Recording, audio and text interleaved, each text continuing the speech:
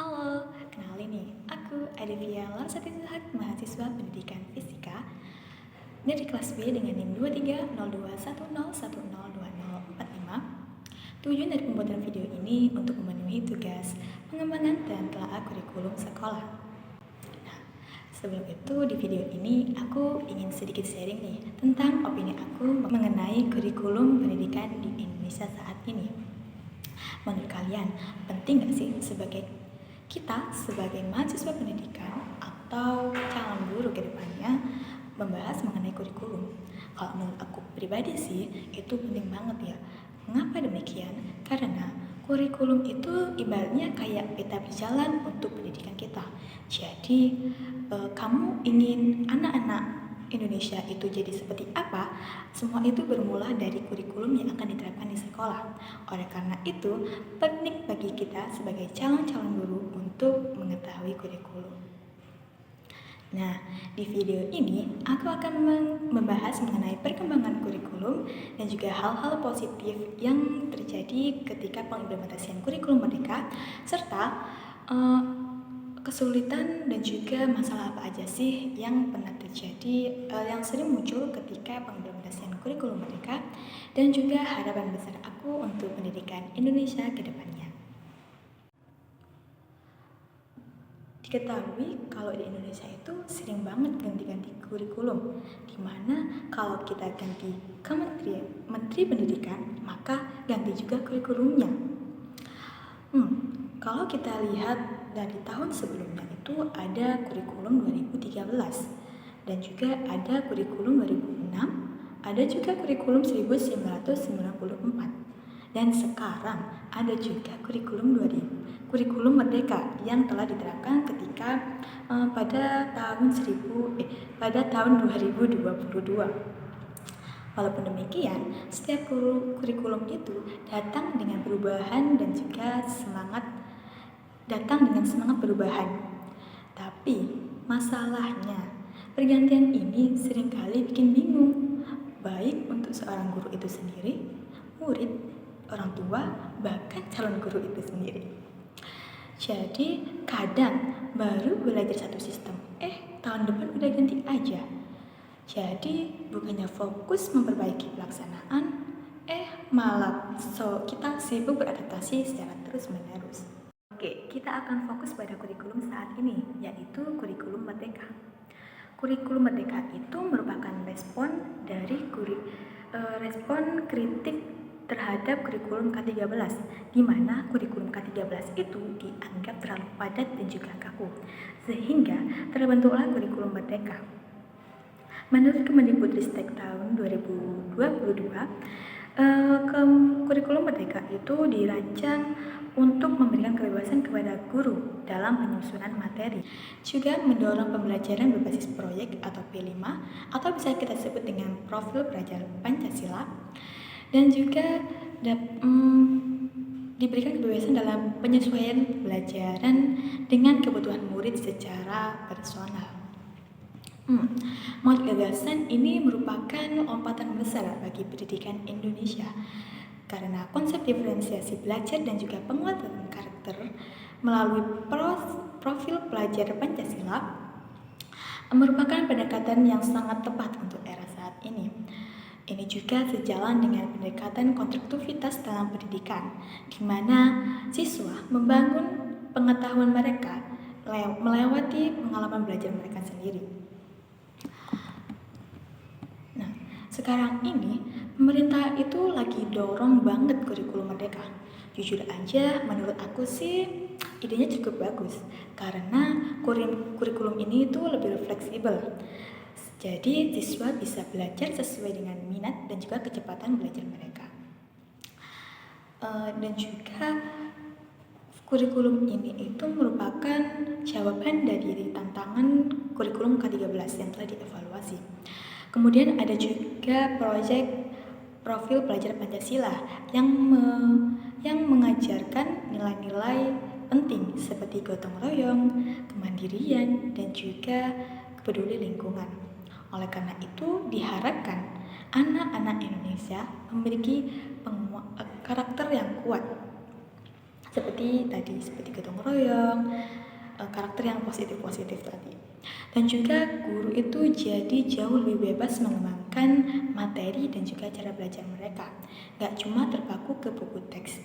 Jadi guru itu dalam penyampaian materinya itu diberikan kebebasan, boleh melakukan proyek atau juga pokok yang mudah untuk dipahami. Ini bagus sih, karena setiap anak itu berbeda-beda, jadi pendekatan belajarnya pasti juga harus disesuaikan. Walaupun idenya keren, tapi pelaksanaannya gak semudah itu. Nyatanya, ada beberapa masalah yang sering kali muncul ketika penerapan kurikulum merdeka ini. Di antaranya yaitu akses dan fasilitas yang belum merata. Di kota-kota besar mungkin akses internet dan juga pelatihan, tapi di daerah terpencil banyak banget sekolah yang bahkan belum punya laboratorium atau koneksi internet stabil. Oleh karena itu diperlukan perataan dalam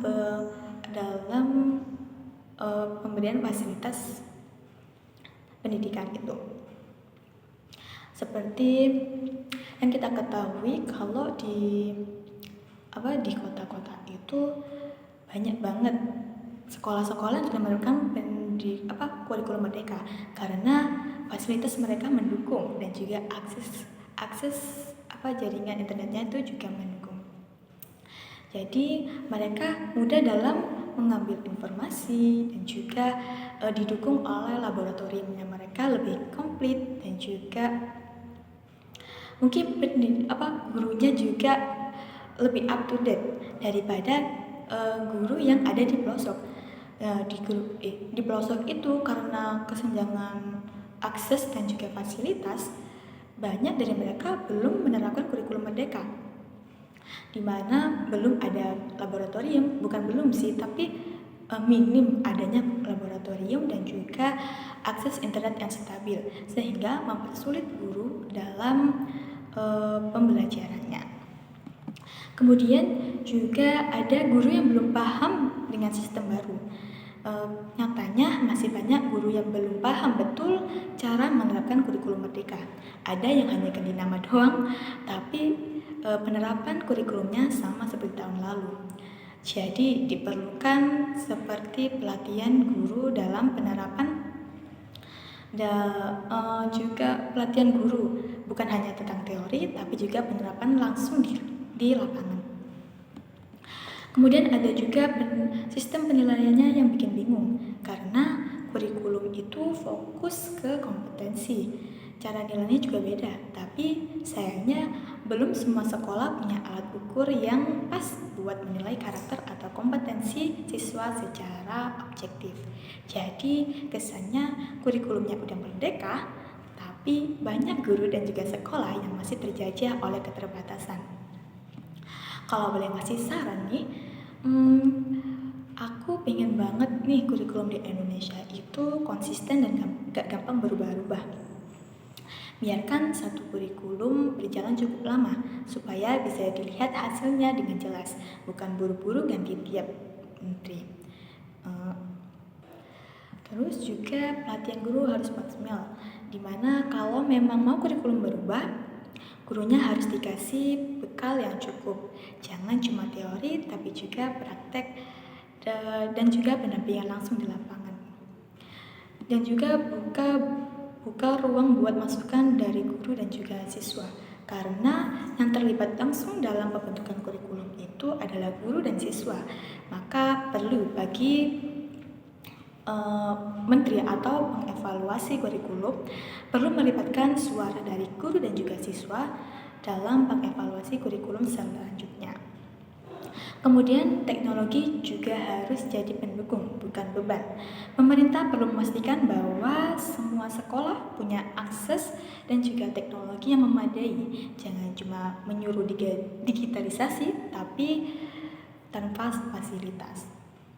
Intinya kurikulum itu harus realistis, relevan dengan keadaan sekarang, dan bisa diterapkan di semua daerah, bukan cuma di sekolah favorit atau juga hanya sekolah di kota-kota besar saja.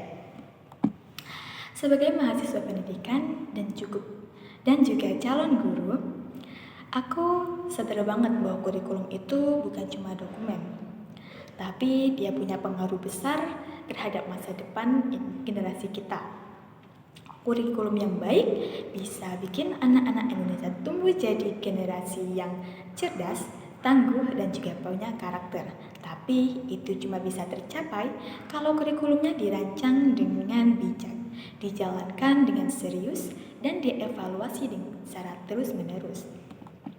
Terima kasih sudah menonton, dan semoga opini aku bisa jadi bahan refleksi dan juga evaluasi serta diskusi bareng. Yuk, bareng-bareng kita dorong pendidikan Indonesia jadi lebih baik. Sampai ketemu di video selanjutnya. Salam pendidikan.